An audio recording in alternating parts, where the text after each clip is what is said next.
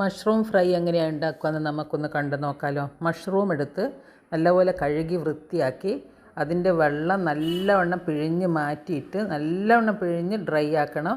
എന്നിട്ട് അതിൻ്റെ അകത്ത് മുളക്, മഞ്ഞൾ, ഉപ്പ് ഇവയെല്ലാം നല്ലപോലെ കൂട്ടി യോജിപ്പിച്ച് ഒരു പാൻ അടുപ്പത്ത് വെച്ച് നമുക്ക് ഈ മഷ്റൂം എടുത്തിട്ട് ഈ മസാല പുരട്ടി വെച്ച മഷ്റൂം എടുത്തിട്ട് പാനിലിട്ടിട്ട് അതിൽ വെളിച്ചെണ്ണ ഒഴിച്ച് നമുക്കിത് ഫ്രൈ ചെയ്തിട്ടെടുക്കാം.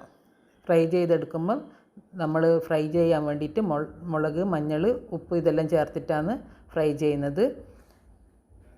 ഫ്രൈ ചെയ്യുമ്പോൾ നമ്മൾ ഇടയ്ക്കിടയ്ക്കത് മറിച്ചും തിരിച്ചും ഇട്ടുകൊണ്ട് നിൽക്കണം. കരിഞ്ഞു പോകാണ്ട് ഈ കാശ്മീരി ചില്ലി പൗഡർ ചേർത്തതുകൊണ്ട് പെട്ടെന്നത് കരിയാൻ സാധ്യതയുണ്ട്.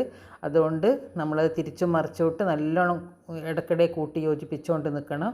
അങ്ങനെ നല്ലപോലെ തിരിച്ചും മറിച്ചും ഇട്ട് നല്ലപോലെ ഫ്രൈ ചെയ്ത് നല്ല കറുമുറ ഫ്രൈ ചെയ്തെടുത്തു കഴിഞ്ഞാൽ ചോറിന് കൂട്ടാനോ വേറെ എന്ത് ചപ്പാത്തിക്ക് കൂട്ടാനോ എന്തിനും വെറുങ്ങനെ തിന്നാനോ എന്തിനു വേണ്ടിയിട്ടും ഇത് നല്ല ടേസ്റ്റായിരിക്കും.